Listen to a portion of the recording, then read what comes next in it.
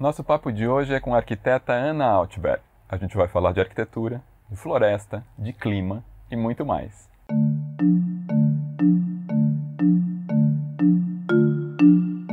Este episódio tem o apoio da Embaixada do Brasil em Lima e faz parte de uma série especial de conversas do Betoneira Podcast com jovens arquitetos latino-americanos. Este episódio tem o apoio da Embaixada Brasileira em Lima e traz uma série de arquitetos latino-americanos. Seja super bem-vinda, Ana. Bem-vinda, Ana. Obrigada, Marcelo. Obrigada, André. Obrigado. Super honrada com o convite. Muito bom. Boa noite. Então... A gente começa nessa série, né? A gente inicia as trocas com arquitetos com a mesma pergunta em todos os episódios. Conta pra gente o que te levou pra arquitetura. Por onde você decidiu? Nossa, Foi zero linear, assim, o meu processo. Quando eu tinha, assim, 17, 18 anos, né, na época de escolher o que fazer, eu entrei numa super crise, porque eu tava em dúvida entre biologia, arquitetura e direito. Uau, campus amplos. E aí eu acho que, eu não conseguia decidir, assim, aí no segundo ano eu falei, vou fazer logo o vestibular para arquitetura, eu passei, e eu resolvi entrar para ver se eu gostava e fiquei, assim. Ficou. Mas, assim, a minha mãe fala que desde criança eu tenho super ficava montando cidades de Lego no meu quarto, Você mora no Rio e você fez a PUC-Rio, Fiz PUC-Rio, sim. Legal. E depois eu fiz mestrado aqui em São Paulo, na FAO. Na FAO, ok. E daí você acha que, tipo, seus percursos, assim, você ainda procura, às vezes, coisas por biologia? Ou... Então, eu acho que, mesmo depois de me formar, acho que eu demorei a entender que eu ia ser arquiteta mesmo de escritório. Assim, eu durante a faculdade, eu gostava, mas tinha muitas dúvidas. Aí eu me formei, aí eu fiquei trabalhando... Eu achava que eu queria trabalhar com urbanismo. Eu fiz um estágio, assim, que foi bem importante para minha formação, em Paris, num escritório chamado Laucé. Que um dos sócios é o Jamel Clouche. Ele foi dar um workshop na PUC-Rio com o Guilherme Lassance, que é professor da UFRJ, e o Gabriel Duarte, que era o meu professor na PUC. E aí eu me encantei, assim, porque eu nunca tinha visto nada parecido. Eles têm um trabalho de pesquisa urbana, assim, é um ateliê de projeto e pesquisa. E aí ele mostrou os projetos que eles tinham feito para o Grand Paris, que era um plano que o Sarkozy convidou 10 escritórios para fazer.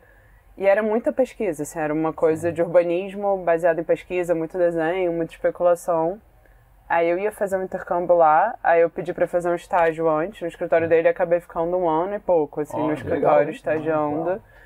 E era uma coisa, assim, um timing de trabalho que eu acho que é muito difícil achar no Brasil, assim, que era assim, a gente às vezes fazia os projetos, acho que 60% do tempo era só pesquisa. Eu lembro que eu passei 4 meses fazendo um desenho para uma Bienal de Bordeaux, assim, que era um desenho da cidade de Valência, que a gente imprimiu num mapa de 10 metros. Então, essa era uma coisa muito... Mas eu acho que foi muito importante para minha formação, assim, como... essa coisa meio arquiteta, pesquisadora, eu acho que hoje a formação do arquiteto, acho que... Porque, assim, era um pouco fatiado o arquiteto, urbanista. Hoje o arquiteto, acho que ele transita nessas áreas com uma facilidade muito grande, né? E também faz, às vezes a gente tem muito colega que tem escritório de arquitetura que tem todas as especialidades dentro, e eles montam um arquiteto, um escritório plural, né? Inclusive tem cineasta, faz um trabalho mais amplo. Sim.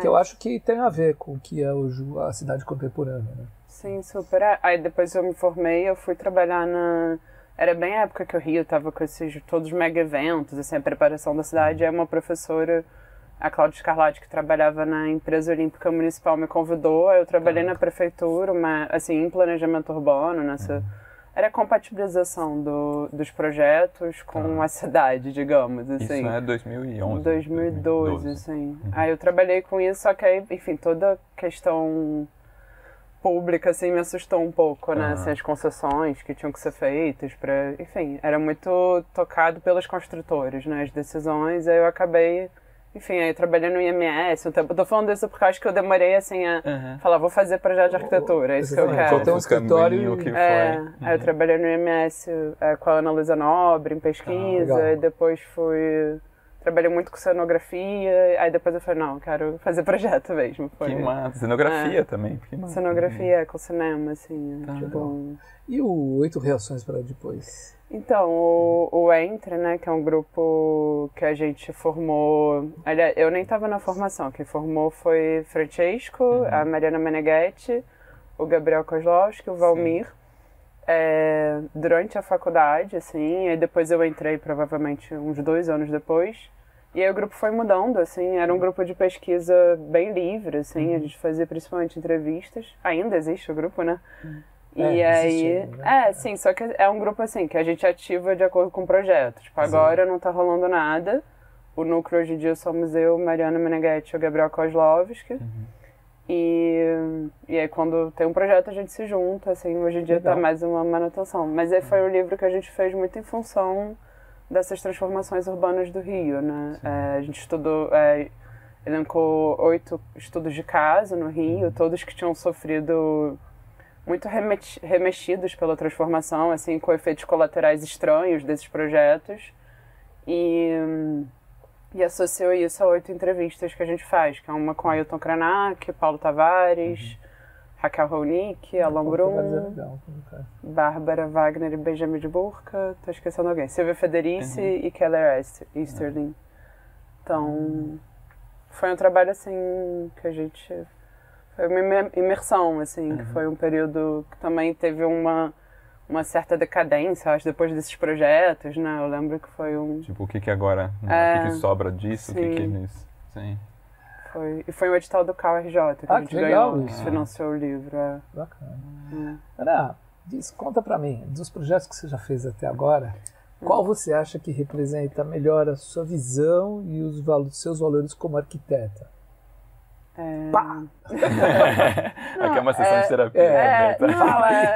Eu acho que assim, o projeto que eu tive mais oportunidade de experimentar uma linguagem foi a Casa da Bocaina, que eu fiz com o César Jordão. Em Bananal. Em Bananal, porque assim, acho que foi uma situação muito excepcional de um sítio surrealmente bonito, né? Assim, é uma casa imersa numa floresta super preservada. Uma cliente muito peculiar, muito fora da curva, muito aberta. Tem uma cliente de cabeça aberta. Que isso, assim, é um milagre, né? Então, assim, a cliente que quis que a casa fosse redonda, assim, a cliente foi puxando. Vinha muito. Foi um processo muito colaborativo, assim, muito livre também, porque teve pandemia no meio, então foi um projeto que, assim, demorou muito. Teve um tempo de assentar, né? De pensar. Foi muito fluido, assim, não foi aquele projeto, entregou, o executivo constrói. Tipo, a gente ia lá na obra, às vezes passava um mês lá, porque foi no meio da pandemia. Legal. E tinha um lugar pra ficar lá, eu ficava. Então, foi um processo muito, assim, foi um filho aquele projeto, sabe? Bom. Mas, e aí fora isso, eu faço algumas reformas de apartamento, tô agora fazendo alguns projetos que eu acho que ainda vão levar um tempo, mas que eu também acho que vou ter uma oportunidade, assim, de pensar mais, fazendo um projeto para... Não sei se vocês conhecem, tem uma organização no Rio, uma ONG chamada Redes da Maré, que é uma organização, assim, bem grande, no Complexo da Maré, e a Eliana Souza, que é a diretora, fundadora, ela é super interessada, assim, em investir em urbanismo, intervenções urbanas e espaços, e eu estou fazendo um projeto com eles, chamado Casa das Mulheres, que é uma cooperativa de cozinheiras, é um prédiozinho de 4 andares, enfim, isso está sendo bem legal também, eu acho que... Muito legal fazer um projeto numa comunidade, né? Porque você acaba abandonando uma série de conceitos muito consolidados da arquitetura, porque lá tem que pensar diferente, né? Sim. Fazer outras coisas. Outro registro, assim, né? Territorial, é muito louco. Até essa coisa normatizada, né? Sim. Rampa, e ao mesmo tempo, assim, que... acho que até essa frustração que eu tive no início da carreira com o urbanismo, assim, de achar o urbanismo é impossível, agora, nesse contexto de que é um território de exceção, né? Sim, a abre favela. uma possibilidade. E eles têm uma liberdade de intervenção que, enfim, que até como arquiteto você fica, caramba, mas... Pera, como, né? mas... Até de espaços, né? Tipo, percursos, pessoas que a gente tem na cabeça, não. Isso aqui é 1,20 m. Exatamente. E se resolve com 75 ali, muda tá uma série de conceitos que a gente tem na cabeça certinhos, né? É muito legal. O Neuffer, né? O Neuffer Não, esquece. Joga fora. Ana, nessa série de episódios, né, a gente tem conversado sobre arquitetura da América Latina e do Sul global. Quando a gente pensa nesse contexto, claro que vem as arquiteturas ameríndias que precisam ser consideradas. Esse é um tema que te interessa, ou seja, você acha que a gente precisa olhar para o modo construtivo dos povos originários? A gente tem a frase já célebre do Ailton Krenak, que é o futuro é ancestral. Queria que você falasse um pouquinho. Sim, acho que a gente tem que olhar para o modo construtivo dos povos originários, mas não, até tem uma amiga, enfim, alguns amigos que trabalham, assim, e é curioso, assim, que às vezes os arquitetos se colocam à disposição desses povos para povos indígenas para trabalhar, e eles meio que já sabem construir, né? Tipo, eles falam, eles não precisam de arquiteto, né? Mas eu acho que a gente tem muito o que aprender, o que olhar, assim, pra mim muito, para além da questão técnica, que eu acho que é difícil transportar isso para uma cidade ou até para um contexto rural, né? Porque, enfim, eles trabalham com materiais locais mas o que me interessa mais, assim, nesse sentido, são as formas, assim, como a arquitetura traduz uma outra subjetividade, né? Assim, até na Casa da Bocaina foi muito curioso, porque a gente tinha feito um projeto radicalmente diferente, assim, que eu tinha gostado bastante até, e era um projeto meio em rampa. Era uma rampa, porque o terreno é inclinado, que aí a casa era meio afundada, e aí tinha uma pele em volta, assim, como se fosse tipo uma aba que contorna toda a casa, enfim.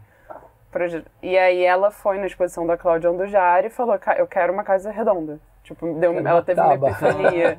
Ela falou, não sei o que. E assim, acho que também uma coisa pessoal dela, de espiritualidade, medita, que falou essa coisa, assim, eu quero uma coisa circular, eu não quero curva, eu não quero linhas... Arestas. Eu não quero arestas. Aqui a gente falou, caramba. E aí começou a olhar para essas arquiteturas, né, Yanomami, etc. Mas você acha que já tinha algum passeio por isso? Ou... sim, eu tenho... Acho que eu tenho uma relação, assim, até familiar com esse tema, porque o meu pai é produtor de cinema, documentarista, e ele é muito ligado a povos indígenas, assim, já fez uma série de documentários dele. E eu tenho o privilégio de ter o Ailton Krenak meio como um tio, assim, uma pessoa com quem eu convivo, sabe? Então acho que eu já...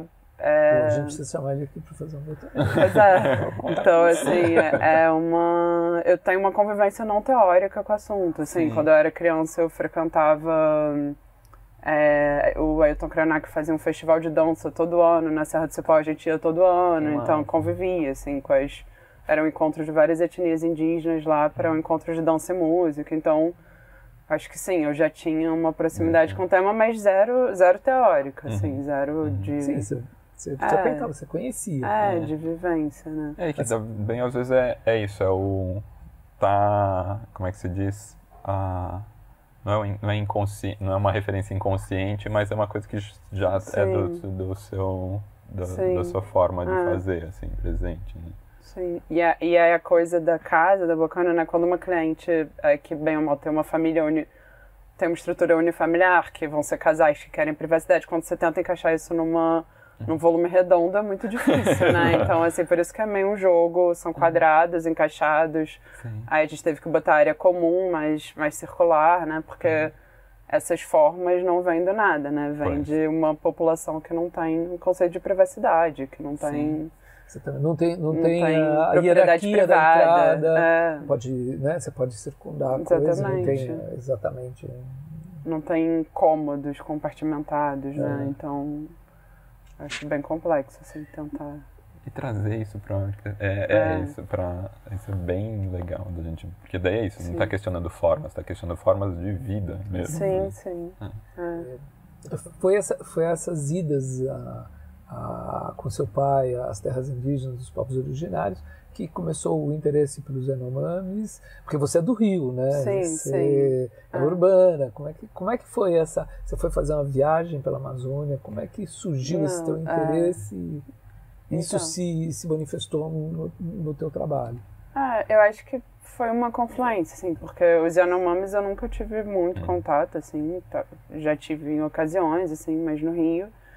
E esses encontros que eu ia quando criança, adolescente, eram em Minas, né? Era o encontro das populações mais ali, Minas, Espírito Santo, os Krenak, os Machacali, não lembro quais outras etnias iam, assim.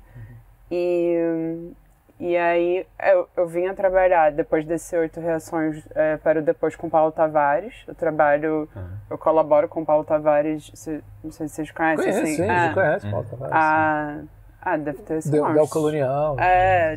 Deve ter uns 5 anos, que eu já fiz oficina com eles, no Mato Grosso, com o Chavante. Tiveram um prêmio muito legal. Ganharam o Bienal. Então, assim, acho que vem de várias fontes, né, assim.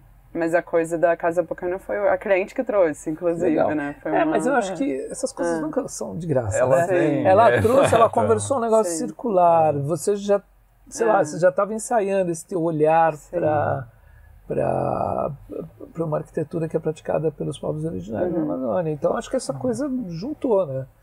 Essas coisas nunca são de graça. E outra referência que eu acho que tem a ver com essa coisa circular que me marcou muito, assim, provavelmente deve ter sido a experiência arquitetônica que mais me marcou, foi que quando eu fazia esse estágio na França, que eu falei, aí eu ficava super assim, atenta a passagens, porque você tá já ali na Europa para ir para sei lá, tem passagens baratas para a Ásia, às vezes eu acabei indo para a China com uma amiga também, arquiteta, e aí a gente visitou os Tulus, que são as residências dos Fujians, que não sei se vocês já viram, mas são umas residências elípticas, assim? São anéis ou elipses ou quadrados, assim, que sempre tem um pátio vazio no meio. É tipo um anel de quartos, assim, as partes privadas tem são uma área nesse anel. comum no meio. No meio tem uma área comum, assim, isso... Sim, foi das coisas mais lindas que eu já vi, mais interessantes do ponto de vista de programa. Eu conheço a China, isso é maravilhoso na viagem. Tá na minha listinha. É bem bonito. E você disse que a cliente viu uma exposição da Cláudia Andujar, foi em uma exposição específica ou foi em essa pavilhão que teve Inhotim? aqui no IMS, de São né? Paulo. Aliás, linda essa exposição. Nossa, linda. eu fui também, fiquei tocado, foi muito legal. A minha só tem exposição bacana, né? Tanto aqui como no Rio. Sim. Linda. Ana, pra gente terminar, a gente fala um pouquinho do futuro da profissão e da arquitetura como um todo. Daí te perguntar, na sua visão, quais que são os principais desafios que os arquitetos vão enfrentar nos próximos anos, pensando principalmente nos países do Cone Sul do nosso continente? Nossa, difícil. Essa é a pergunta mais, né, no final. Eu acho que é louco, porque eu acho que a gente já enfrenta desafios internos, né, muito grandes, assim, como arquitetos, né, de se profissionalizar e a precarização do trabalho, assim, mesmo para quem já tem algum privilégio, é uma profissão difícil, né, mas, assim, do ponto de vista macro, eu acho que a crise climática, né, é uma coisa inevitável e a crise climática eu acho que passa por um problema de governança que para mim é o maior problema de todos, né? Que é a articulação entre os municípios, estados, governo federal. E tem o negacionismo também, que é complicado. Né? Porque às vezes o cara que ele é o prefeito, o governador daquela cidade, ele nega. Fora isso. Isso né? não só a nível Brasil, né? A nível internacional. E isso é complicado, porque ele negando... Se nós já não tivéssemos problemas suficientes, daí tem esses que eram... E aí quando entra alguém que tem algum interesse em mudar, tem que enfrentar um congresso maluco, não sei. Nossa, não. E eu acho que,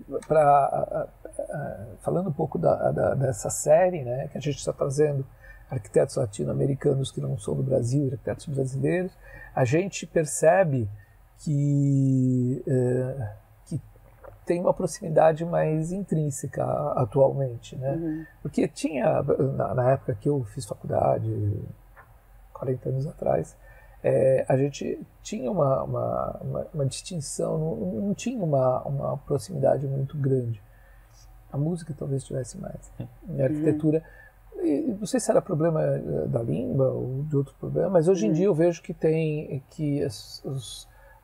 tem uma interação muito melhor, muito mais legal entre faculdades, né?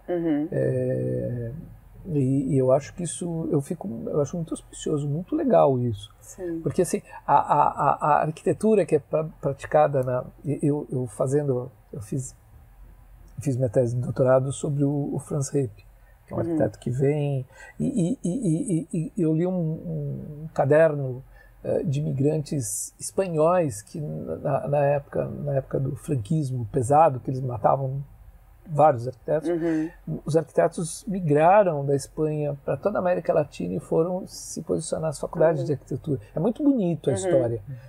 E lá eles formaram núcleos que acabaram dando um impulso para essas faculdades de arquitetura, enquanto no Brasil tinha um movimento também relativamente similar, mas com coisas que surgiram mais daqui. Brutalismo paulista, a escritora Madalena Carioca. Então, tem histórias um pouco distintas que acabam hoje em dia se fundindo em uma série.